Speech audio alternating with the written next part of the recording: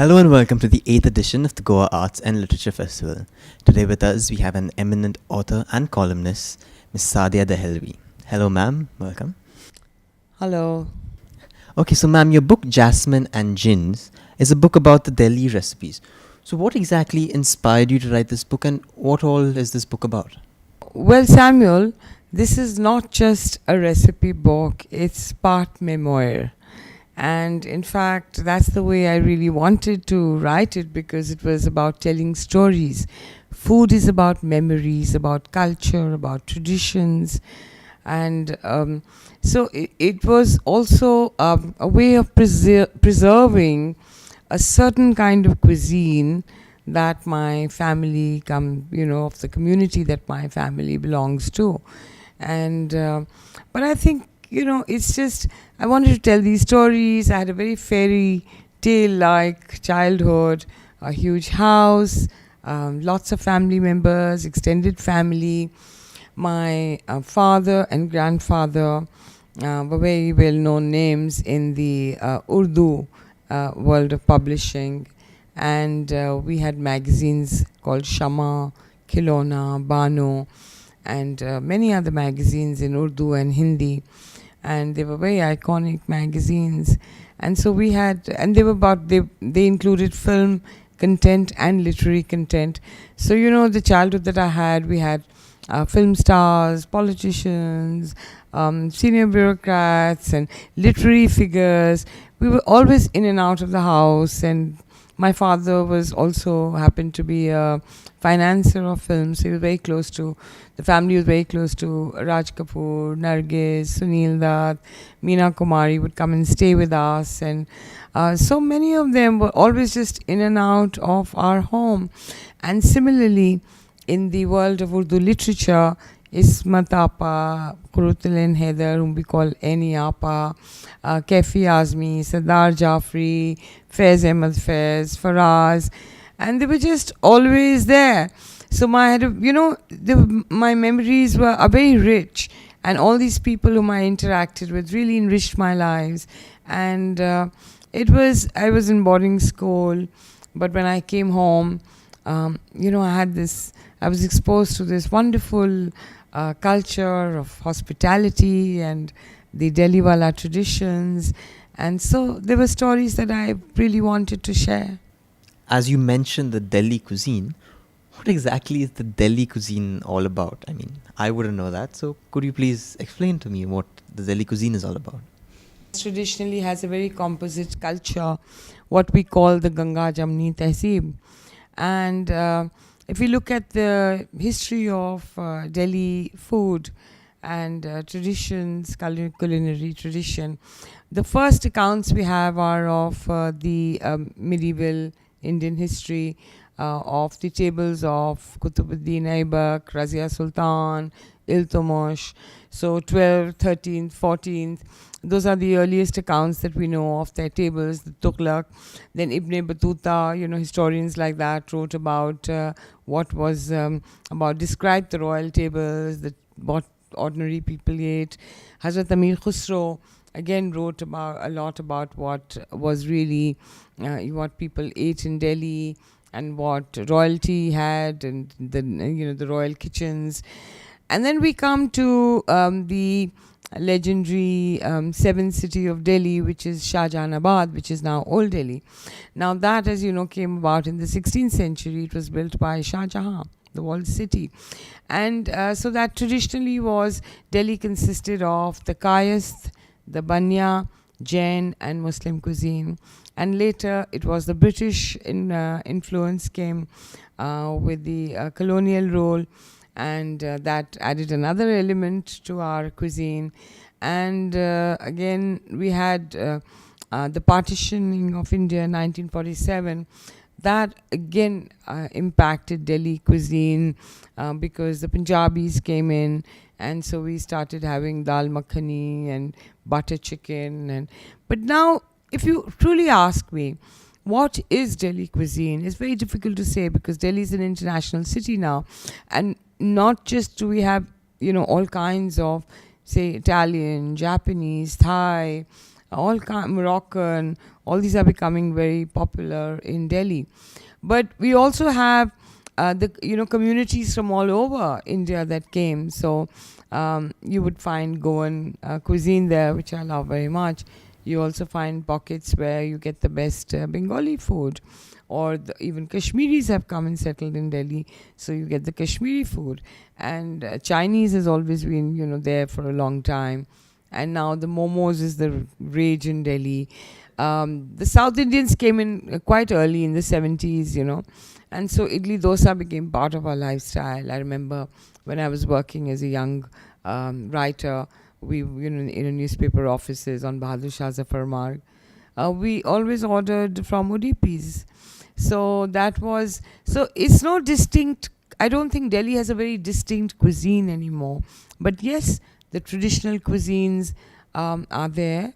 And because my family comes from the walled city, and I know that cuisine, and therefore I'm trying to preserve some recipes that are even cooked now, but many of them which I feel are getting lost.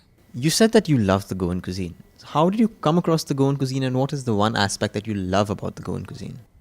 My favorite is, I guess, everybody's favorite, which is the prawn curry and rice, and the fried kingfish is fabulous. And this is Goa fish mission.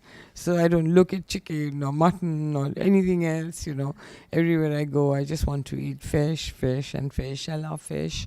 And Goa has an amazing cuisine. Yesterday I met this, on the panel with me discussing my book was Fatima De Silva, who's run this beautiful book on Goan cuisine. But I wish she had put recipes in it, because I'm really looking now, because you can Google, but I like to experiment with all kinds of food, and continental in particular. And now the first time I'm taking some herbs from here, and I'm looking forward to really cooking up some good Goan cuisine. All the best with your ventures into Goan cuisine. Do you feel that traditional cuisine is slowly dying out? I mean, you had said that in your previous point, that traditional cuisine is slowly dying out. So why do you think it is slowly dying out? Well, in our Delhi cuisine, not all traditional cuisine is dying out, but there was a wisdom. People ate certain herbs, certain fruits, certain in specifically because Delhi is very defined by its seasons. So you would eat raw mango and Karela, bitter gourd, which I make in mince. We eat that in, say, summer, and that's to really, the raw mango is had to keep us away from getting heat stroke. And so there are certain chutneys which are eaten to keep away the heat stroke. Similarly, in our winter, we eat more spicy food like shabdeg, nahari, kormas. These are all winter things because the spices keep you warm. And so we are very dominated by, we are very dictated is the right word, in the traditional families by the effect that the spice is having on the body. But when I talk about recipes getting lost, there are many recipes, like I can't remember the last time I had kila salan, which is bananas and meat, or nashpati salan, which is pears cooked with meat, which my grandmother would make. There is a wild, I don't know what it is. It would be a wild, almost a kind of grass or weed like. It's called sangri. Nobody cooks it anymore, but it's still cooked in our families. But some things we just don't cook. There is there's a fig, I think it comes from the fig family, gular. Gular is very good for the eyes, and gular trees are very common in Delhi. But very few people actually make gular, cook. I remember my childhood, I had so much of it. But I've taken the recipe from my aunt, and the tree is literally, the branches come to my flat. I can hold the branches and pluck the fruit. And so these things are not cooked anymore. Then we have something called kachnar, which are flower buds. Now they have a lot of medicinal use. But again, nobody's cooking that because it's just too much bother. These things are not available. They're available, kachnar, sangri, are actually just available in specific Muslim community family areas like Ballimaran, and that too now very expensive. And and these were on the, our food was also, it was also dictated by the herbs were suggested by the hakims, the traditional physicians, doctors, because they said what to eat and what really so they would, what they suggested, the herbs and the fruits would come into our cuisine. In fact, I'll tell you a little story about, it was the Portuguese who actually discovered red chilies, right? And I think it was discovered they brought it to Goa in the 16th century. And Delhi is known for spicy food, mirchi wala khana. But it took another 200 years for the spice to come into Delhi, to be used in Delhi, because traditional cuisine of Delhi, which is was not spicy. And if you look at the Indo-Persian cuisine, which came about peaked during Akbar's time, begun by Humayun, who had gone to Persia and brought back cooks with him when he was defeated by Sher Shah Suri.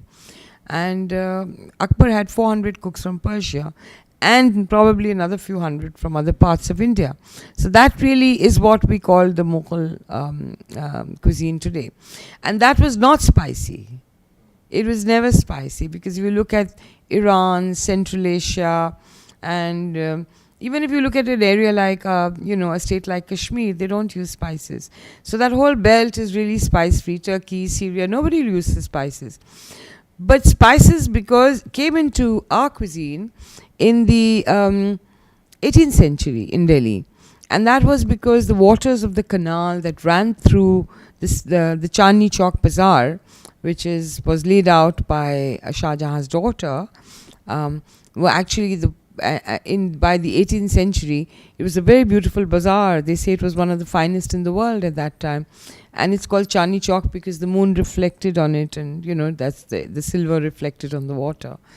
So that by the 18th century, that canal, that water body became polluted. And then the hakims of the city, the physicians, told the Delhi people to start putting chilies in their food, add chilies, because that would naturally purge the toxins from their body. So that's how the story of how our food became. Then I guess they suddenly started getting it from Goa, and it's very much part of our red chilies are really, our food is very spicy, very hot. And and the chaat came about as well because of this. And the chaat was created mostly by the Banya communities. And they started using chili in their own way. And the Muslim cuisine started adding it to their curries. Now, ma'am, your earlier two books were on Sufism. So what made you write Jasmine and Jinn, which is about cuisine and your memoirs of life? So what made you take that shift from Sufism to food and memoirs? Well, I wanted to do something different, and yet I also believe that there's something very spiritual about food, about sharing your table. I think food is a blessing from God, and the Prophet Muhammad, peace be upon him, said the best food is that which is shared. And if you look at Sufi traditions, every dargah always has a langar. You're always distributing food. It's about hospitality. More than eating, I enjoy serving people. My house is always open and food is always being cooked. And I think that is really, it's one of the biggest blessings in my life. My son once said, we never eat alone. And some years ago, he was kind of feeling that, that was not a very nice thing, that he never got really that kind of time with me on the table, because he said, when I go to other people's homes, they don't have so many people in their homes. And I sat down with him and I explained to him, and he understood that, and he's never said that. I always say, Alhamdulillah, what a blessing, Arman. We never eat alone. We always have friends. They always can drop in, your friends, my friends. And food is about feeding, where prayer, meditation is about really nourishing your soul, right? But the soul has a body, as if it lives in the physical body. And so that needs to be nourished too with the right kind of food and the right kind of nutrients, and with love, and with hospitality, and with opening your heart and sharing your table and sharing your food and your blessings with everybody. Thank you so much, Vab, ma'am. After all that insight, I sure do feel really hungry. So that was with us, Miss Sadhya Dehlni. We are here today at the International Centre Goa for the 8th edition of the Goa Arts and Literature Festival. Do stay tuned for more updates.